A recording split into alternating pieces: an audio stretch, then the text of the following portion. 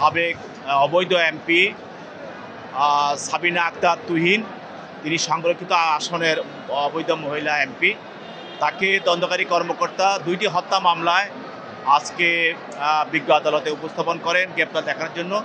একটি হলো মিরপুর থানা মামলায়, এটা একটি হত্যা মামলা। সেখানে গত 13/9/24 তারিখে আশরাফুল ইসলাম তাকে গুলি করে হত্যা করা হয় আন্দোলনকারী।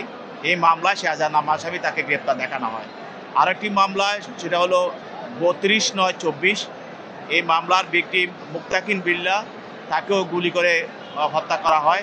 এই মামলাও শাহজাহান নামে আসামি, সেই মামলায় তাকে গ্রেপ্তার দেখানোর জন্য আবেদন করা হয়। 2টি আদালত, বিজ্ঞ আদালত সেই দরখাস্ত এবং মামলাগুলো বিশ্লেষণ করে তাকে 2টি মামলায় গ্রেপ্তার দেখানোর আদেশ প্রদান করে তাকে সিডব্লিউ মূলে জেল আদালতে প্রেরণ করে।